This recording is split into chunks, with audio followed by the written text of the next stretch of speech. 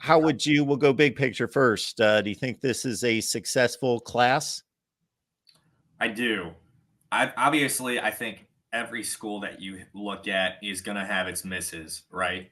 Like, for example, I can't think of his name off the top of my head. There's a four-star corner out of Michigan in an area, Detroit area, that Iowa usually does pretty well. He ended up at Kansas. I can't think of his name off the top of my head. I'd have to look. That's the one that comes to mind, obviously. But then you look at the rest of the class, and they've got two four-star offensive linemen. Their first commit was a four-star in Cody Fox, who is a local kid, East Buchanan. His older brother was a walk-on at Iowa. And then you look at a more recent added four-star. He's just got upgraded to a four-star on Rivals, Will Nolan from the Chicago area.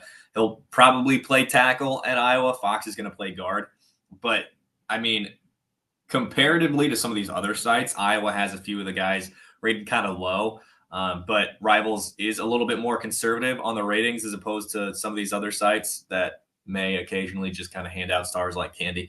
But some of the guys that are fringe 3-4 stars, like a Derek Weiskopf, like a Cam Buffington, or a Joseph Anderson, are going to be guys that you look at and say, maybe they don't have it all right now, the physical tools, the skill that some of these other guys that in other schools, like, you know, the Blue Bloods, Ohio State, Georgia, that they have right away. But Iowa's going to bring these guys in and develop them into, you know, maybe not necessarily All-Americans, but all Big Ten guys. Derek Weiskopf is an All-American. He's already an All-American. Cam Buffington's coming from 8-man, but, you know, he's one of those guys that he steps on the field, like, that guy's an 8-man football player. Yeah, they if he were 100% healthy, probably would have won a state title this year. He's another kid from Eastern Iowa. Monticello's Preston Reese coming in. Those are three linebackers right there. Cam Buffington, Derek Weiskopf, Preston Reese from Monticello, just named the Max Preps Iowa State Player of the Year. And you know, that's just a few of a 21-player class. They're bringing in another Australian punter. They've got some defensive linemen, like I mentioned, in Joseph Anderson, Chima Chinecki, who's coming from Texas, who he was pursued pretty hard by Oklahoma State towards the end of his recruitment. Oklahoma State, as well as Houston, you know, Vanderbilt's so of a P5 Pro program, but that was another school that was pushing hard for him. Kansas was as well. Devin Kennedy's coming in. He had an offer from Penn State, Oregon State. He's the son of Jimmy Kennedy, former first-round NFL draft pick. It just started playing football 2 years ago. Joseph Anderson, I believe, just started playing football 3 years ago. So these are guys that have all the potential in the world, started getting this P5 interest, really started to pick up towards the end of their recruitment. And Iowa landed them for a variety of reasons, largely developmental, and for the sake of getting them on campus on their official visits. That's usually what landed a lot of these guys. They got 12 of the 13 official visitors on their big official visit weekend. So, you know, looking at this class, based on stars and production at the high school level, maybe somebody would look at it and not be that excited, but knowing what Iowa is capable of, it's hard not to be excited. And you know, they did it in Iowa, right? Some of these guys did it in Iowa. They're not doing it in Texas. They're not doing it in Florida, though a few of these recruits are from those states. But Iowa's going to bring them in. They're going to put, you know, 40, 50 pounds on them. They're going to teach them how to play their respective positions. I'm interested in a comment you made a few minutes ago about, and I want to kind of get into away from the Iowa class in particular, kind of one of these questions about how the donuts are made in regards to the evaluation of these players and the stars and so forth, because I'm thinking, based on the comment you made about Rivals, that was one of the original, of course, foundational sites and publications, probably before it was a site, of high school recruiting rankings and all of that, sticking to its formula, versus I got to think that it grabs a lot more attention when somebody signs a 4-star than when they sign a 3-star. Therefore, if you got more 4-stars to hand out for the fringe people who they're interested, they want to follow their team, but they're not going to follow every recruit and dig through it every day. You grab people's attention with a 5-star instead of a 4-star, 4-star instead of a 3-star. The 4-star seems to be the one that the level that jumps people's attention. So Rival sticks to a more conservative. So I'm guessing less 5 stars, less 4 stars than the other services. They do. And I'm not involved exactly in the star, applying the stars to the guys. I can't go into a profile and add that. That's our regional, that's our national guys. I think it probably keeps things a little bit less biased that way. So guys can just go and watch huddle, watch their film, and apply the stars. But yeah, I mean, Iowa only has 2 4-star recruits in this class on Rivals. The rest of them are 3 stars. It's a 5.5 up to, I think, a 6.2 or a 6.1 for the ratings on Rivals. Iowa doesn't have any 5.5 3-stars. They're all 5.6 and above, which is pretty damn good on Rivals. I'll tell you that. A lot of these guys got updated recently. Gavin Hoffman, just a fringe 3-star. I think he should be a 4-star. He's one of the tight ends that they're bringing in. Joseph Anderson, again, a guy that I mentioned, he's a 5.7, a fringe, almost 4-star. And some of these guys are at that spot in their rating just purely because of how raw they are. Joseph Anderson being one of them. He's got all the physical tools. Whether or not he learns the technical tools, the technical things, and puts it into practice is another thing. But then you look at a guy like Derek Weiskopf, who, in my opinion, again, a guy who should at least be, he's 5.7. I could see him at a 5.8, 4-star. He's an All-American, man. Like, so there are some times where I would look at players on Iowa's class and in Iowa's class, 2024 class, and say, I would have him as a 4-star, but that's what our regional guys have him as, is that fringe 3, 4-star. And I think that's a way to give them their acknowledgement and say, yeah, you're pretty good, but not quite our 4-star level. So yeah, it's a different process, but our site is stuck to it. And whether I agree with all of them or not is one thing. But yeah, it's a process that they've stuck to since the beginning. Folks, we appreciate Elliot Clough being here from Rivals, the Iowa site. There you see the destination for you, iowa.rivals.com, and Elliot's Twitter/X handle, where you can follow Elliot. I think you've given us a pretty good lean on who could contribute immediately. It's usually at the top of the board. It's a lot of the guys that you just highlighted. So unless I've missed something there, the guys that would be most likely to make some level of impact in 2024. Yeah, that's always a tough one. I mean, you look at this 2023 class, and everybody was saying Ben Keeter, and he didn't see a snap this season, I don't believe. If anything, he's getting a red shirt. I know that for sure. If you told me John Nestor was going to be the biggest contributor as a freshman this year, I would have been like, what are you talking about? But he came in and earned a spot on special teams and burned his red shirt. And then Jariet Bowie is a guy who saw some snaps this year at wide receiver. If I thought a wide receiver, freshman wide receiver is going to come in and contribute, I would have thought it was going to be Alex Mota from right up in Marion. But looking at this class, we've got a few that we're actually going to write an article on this. Each of us, myself, Adam, and Ross on iowa.rivals.com are writing articles pertaining to the class of sleepers, most impact, most excited about. And then we're doing previews for certain position groups. But mine, in terms of most impact, my guess right now is Chima Chinaki, just because I love his frame. He's strong. He is a little bit raw, but if you throw him in on special teams, he's a guy that doesn't have the physical tools nor the size of an Ontario Thompson by any means. Obviously, Ontario Thompson leaving in the portal, but Chima Chinaki's a guy that may very well come in the summer, put on a bunch of weight, and be one of those freaks that's able to contribute on special teams. A couple of the other guys listed, Jalen Watson and Brevin Dahl. I don't necessarily see Brevin Dahl as a guy that'll come in and contribute right away because of, one, the injury history. And he got hurt this year. I don't know if he's going to be able to play right away. I think he broke his arm on a play earlier in the season. He could contribute on special teams as a return man. And then Jalen Watson very well may be that next John Nestor freshman, DB that steps in and contributes on special teams. It's just not common that we see these guys come in and earn snaps right away as freshmen. I mean, it's happened. It happened with Caleb Johnson at running back. correct me if I'm wrong, but I think Tyler Goodson was one of those guys that came in as a freshman and contributed as a running back as well. I don't necessarily see that in this class.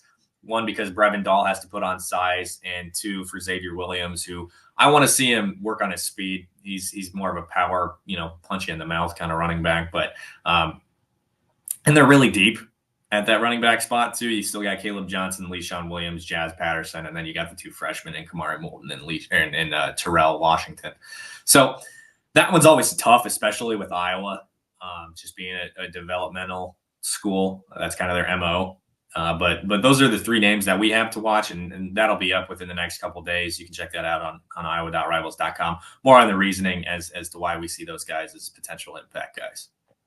And Elliot, for a program that's known as an offensive line oriented program, but hasn't had a very good offensive line, I don't want to downgrade it too much. A marginal offensive line for the last couple of years. Sounds like you're optimistic that they've recruited, especially in the interior, some guys that could develop into really good Big Ten players.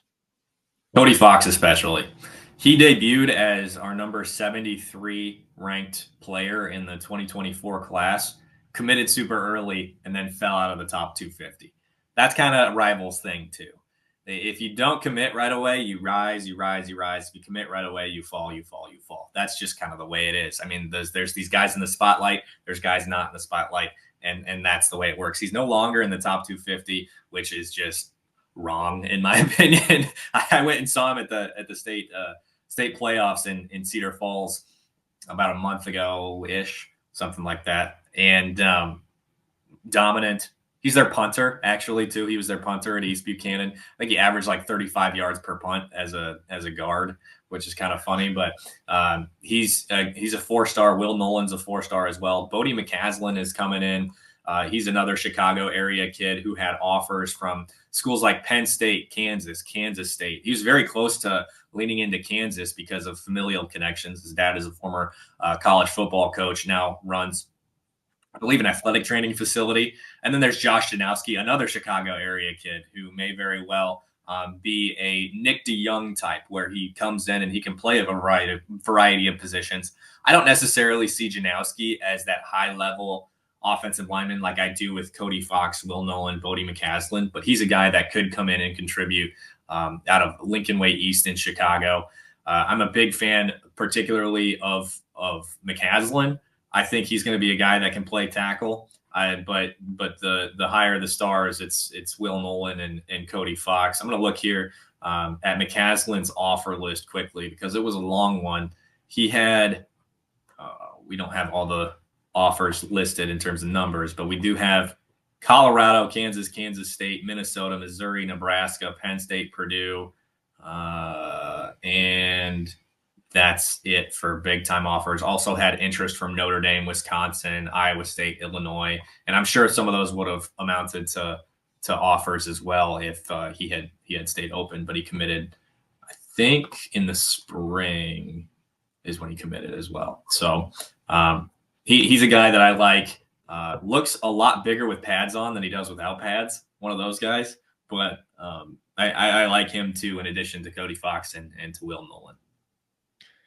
Elliot, your response and reaction to what Kirk said after practice here in the last couple of days, he seemed a bit spicy, a bit agitated, irritated about a question directed toward the offensive coordinator search, what type of performance they need there. And he went into a quote about, points per game. I'll paraphrase here. We have the exact response and so forth. Of course, we did our show with Corey last night, but about points per game aren't important. I'm more into wins per game.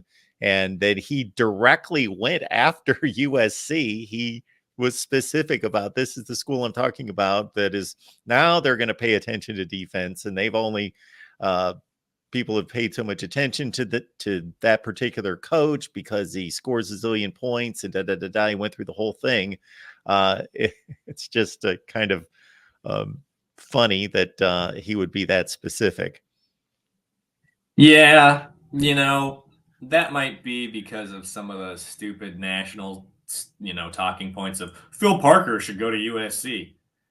Can you imagine Phil Parker in Los Angeles? Really? Like, come on. The dude barely leaves his office. He barely goes to Florida on recruiting trips. Think he's going to go to Los Angeles? No. So I imagine that's where some of that irritation comes from. Who knows? Maybe they reached out, and that's just conjecture. I don't have any information on that, and that pissed Kirk off to all hell, which wouldn't surprise me. And sometimes he does that without exactly naming names. Where he'll drop where Ronnie Lott went.